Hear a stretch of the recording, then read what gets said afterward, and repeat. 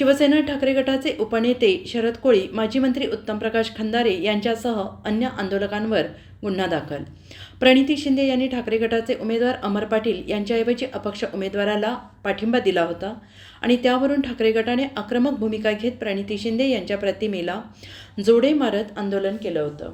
कोणत्याही परवानगीविना आंदोलन केल्याने शरद कोळी आणि आंदोलकांच्या विरोधात भारतीय न्याय संहिता 223, महाराष्ट्र पोलीस कायदा 135 अन्वये गुन्हा नोंद झाला आहे.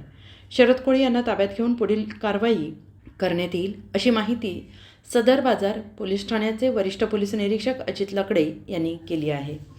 दरम्यान शरद कोळी यांच्या कार्यालयासमोर कोणतेही आंदोलन होऊ नये यासाठी खबरदारी म्हणून पोलिसांनी बंदोबस्त तैनात केल्याची माहिती मिळाली आहे. ठाकरे गटाकडून आंदोलन करण्यात आलं आहे. कशा पद्धतीचे गुन्हे दाखल झालेले आहेत? श्री शरद कोळी आणि त्यांचे कार्यकर्ते या सर्वांच्या विरुद्ध खासदार प्रणिती शिंदे मॅडम यांच्या विरुद्ध केलेल्या आंदोलनाबद्दल कलम 223 भारतीय न्याय संहिता आणि कलम 135 महाराष्ट्र पोलीस कायदा अन्वये गुन्हा दाखल करण्यात आलेला आहे.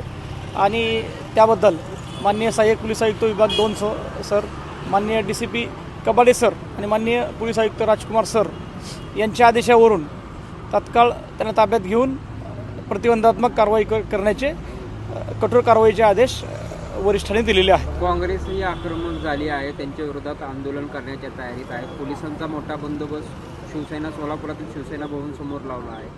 कशा पद्धतीचं हे वातावरण? खबरदारीचा प्रतिबंधात्मक उपाय म्हणून आम्ही बंदोबस्त लावण्यात आलेला आहे.